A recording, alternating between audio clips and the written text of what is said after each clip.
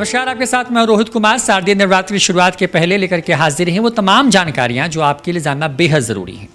इस बार घट की स्थापना कब करें, किस विधि विधान से करें और माँ की आराधना अगले 9 दिन यानी कि जो कुल 8 दिन की इस बार की नवरात्रि है उसमें किस तरीके से कर दें, इन तमाम चीज़ों पर बातचीत करने के लिए हमारे साथ में मौजूद हैं विवेक भैया, जो कि हर साल आप नवरात्रि करते हैं और बहुत दिव्य तरीके से करते हैं। इस बार की नवरात्रि में क्या खासियत है, कब कलश पूजा करनी है और माँ के अलग अलग स्वरूपों के किस किस दिन कैसे कैसे आराधना होगी? सबसे पहले तो सभी भक्तों को जय माता दी, शारदीय नवरात्र की हार्दिक शुभकामनाएं पहले ही दे देता हूं, ताकि ये शारदीय नवरात्र आ रहे हैं तो उसी के बारे में अभी मैं कुछ चंद माँ के बारे में क्या वर्णन कर सकता हूं।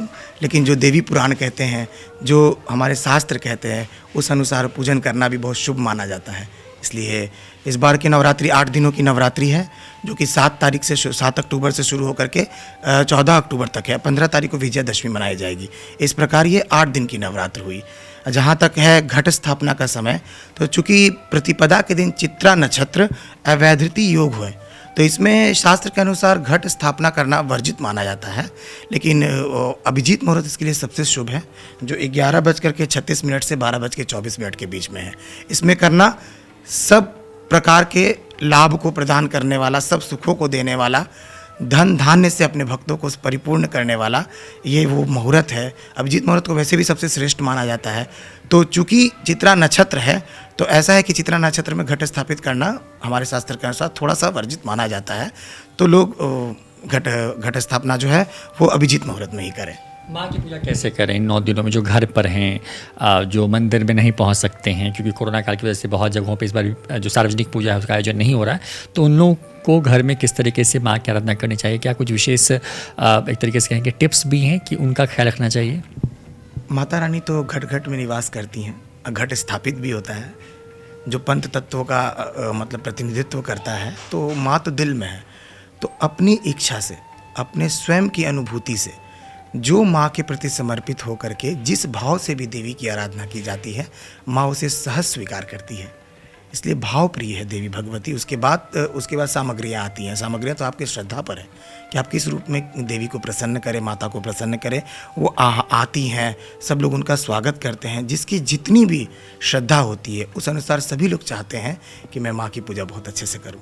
आपने बताया कि इस बार की नवरात्र जो है सिर्फ 8 दिनों की के हैं, तो इसमें कौन सा एक दिन जो है कम है और माँ के अलग अलग रूपों की पूजा किस किस दिन होगी, और सप्तमी, अष्टमी और महानवमी जैसे जो तिथियाँ हैं वो कब हैं?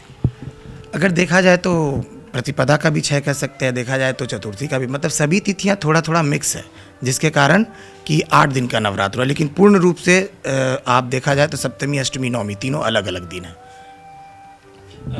माँ को क्या अर्पित करना चाहिए भक्तों को, विशेष कुछ? विशेष तो यही है कि देवी पुराण के अनुसार 9 दिनों के अलग अलग नैवेद्य हैं, जो देवी को अर्पित करने से माँ उससे संतुष्ट होकर के अलग अलग वरदान प्रदान करती है। कुछ है भी मेरे पास जो हम बता सकते हैं कि प्रतिपदा के दिन भगवती शैलपुत्री को घृत का अर्पण करें, घृत का भोग नैवेद्य अर्पण करें, जिससे भगवती रोगों का नाश करती है। और द्वितीया तिथि ब्रह्मचारिणी को समर्पित है। उस दिन हम लोग माँ को गुड़ अर्पित कर सकते हैं, या शक्कर जिसको कहते हैं, जिससे लंबी उम्र की प्राप्ति होती है भक्तों को। और तृतीया तिथि चंद्रघंटा को समर्पित है। उस दिन हम लोग माँ को दूध का भोग अर्पण करते हैं, जिससे सब दुखों का नाश होता है। इस प्रकार चतुर्थी को माँ को कुष्मांडा देवी का देना है, तो कुष्मांड से बना हुआ, मतलब जिसको हम लोग भतुआ भी कहते हैं, उसका पेठा बनता है। तो पेठा और मालपुआ ये दोनों देवी को समर्पित करें, जिससे देवी संतुष्ट होकर के अपने भक्तों को वरदान देती है। अब पंचमी के दिन स्कंद माता का दिन है, जिनको केला अति प्रिय है। और षष्ठी के दिन माँ को मधु का भोग लगाएं, मधु का भोग दान करें, इससे सुंदर रूप की प्राप्ति होती है। और सप्तमी के दिन भगवती को गुड़ का नैवेद्य का दान करना चाहिए, जिससे शोक दूर होता है। अष्टमी के दिन नारियल, जिससे कुल की वृद्धि होती है। नवमी के दिन नैवेद्य के रूप में आप धान का लावा माँ को अर्पित करें, जिससे धन्य धान्य से लोग संपन्न होते हैं। और विजयदशमी के दिन तिल से बने लड्डू का नैवेद्य माँ को समर्पित करें। इस तरह से अलग अलग नैवेद्य को अलग रूप में समर्पित करने से माँ अलग अलग वरदान माँ से प्राप्त होती है। माँ तो सबको जानती है, लेकिन माँ को क्या कोई भक्त को भी बताइए कि वो कौन से फूल हैं जो माँ को बहुत प्रिय हैं?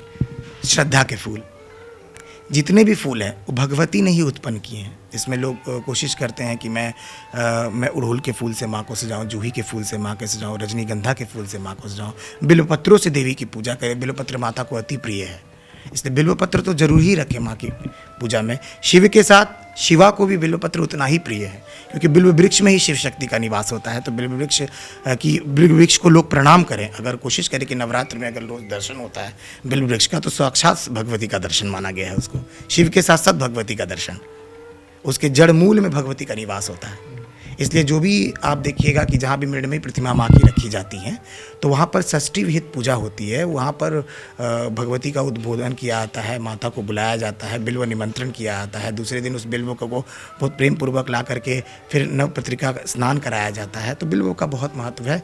फूल के साथ साथ बिल्व पत्र जरूर अर्पण करें, जो माँ को अति प्रिय है। अब फूल तो श्रद्धा की फूल, अब आप जिसको जिस प्रकार का फूल मिले वो उसको अर्पण करें। एक आखिरी सवाल, अगर मान लीजिए कि जितनी चीज़ें आपने बताई वो कुछ भी ना कोई कर पाए, बस कोई एक मंत्र जो माँ को बहुत प्रिय हो, बस वो एक मंत्र बस उसी का जाप कर ले तो माँ उतनी ही प्रसन्न हो जाए। शिव माँ को बहुत प्रिय है, तो ये मंत्र तो नहीं है, लेकिन एक हम जो हमेशा माँ को सुनाते हैं कि जय शिव प्रिय शंकर प्रिय, जय मंगले मंगल करो। तो हम शिव को भी याद कर रहे हैं और माँ को भी याद कर रहे हैं। और सबसे बड़ी चीज़ है कि सबसे पहली चीज़ माँ से मांगनी चाहिए बुद्धि। या देवी सर्वभूतेषु बुद्धि रूपेण संस्थिता, नमस्तस्यै नमस्तस्यै नमस्तस्यै नमो नमः। अगर बुद्धि अच्छी है तो हम अच्छे कर्म करेंगे और माँ उस कर्म को करने की शक्ति देगी, और शक्ति देगी तो भक्ति स्वयं होगी। तो भक्ति में बहुत शक्ति है, इतनी शक्ति है कि जिसका वर्णन कोई नहीं कर सकता। वो राई को पर्वत कर देती है, तो भगवती में उतनी शक्ति है। बहुत बहुत शुक्रिया। तो इस वक्त हम पटना के बेहद ख़ास मंदिर माँ सिद्धिदात्री ज्वाला देवी मंदिर में हैं, और यहाँ पर हर साल चारों नवरात्रि बहुत धूमधाम से होती है, लेकिन क्योंकि ये महापूजा है तो इस बार की नवरात्रि यहाँ पे क्योंकि शारदीय नवरात्र बेहद खास होता है। ऐसे में हमारी कोशिश ये थी कि आपके लिए वो तमाम टिप्स लेकर के, ये वो तमाम जानकारी लेकर पहुँचें जिस जानकारियों के सहारे आप माँ की आराधना अब अगले 8 दिन तक करेंगे।